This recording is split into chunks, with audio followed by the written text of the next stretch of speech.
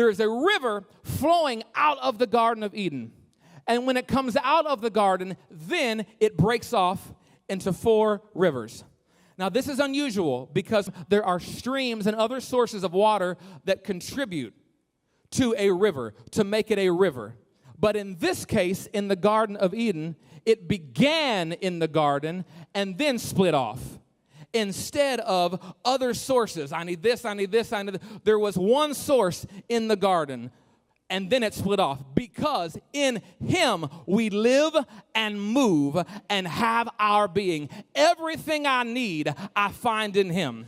So from where you are is supposed to be flowing fullness, overflow, purpose, and fruitfulness.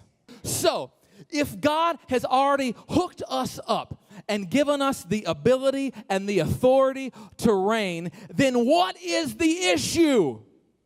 If I'm already blessed, if I'm already fighting from, living from, worshiping from, giving from, loving from victory, instead of trying to get to victory, if it's already a done deal, then what the enemy has to do is try to lure me, entice me, convince me out of my place of blessing.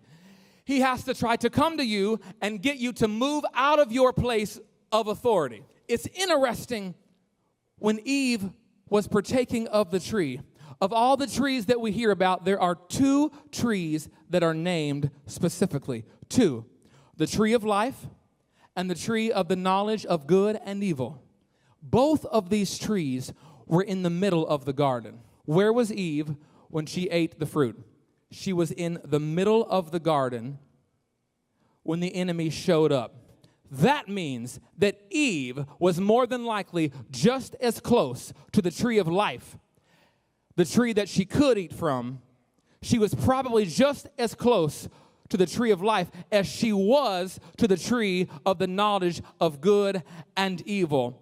Why is it then, if she was in the middle of the garden where both trees were, then we see the devil show up? Because it is when then you are closest to your breakthrough. It is when you are closest to God elevating you to the next level. Then that's when the enemy is going to come to you and try to distract you, try to get your attention off of your purpose, off of your destiny, off of your family, off of your marriage, off of your children, off of your health, off of your promise, off of your breakthrough. It is when you are so close. It is always the darkest before the dawn. And the enemy is trying to distract you because he knows how close you are.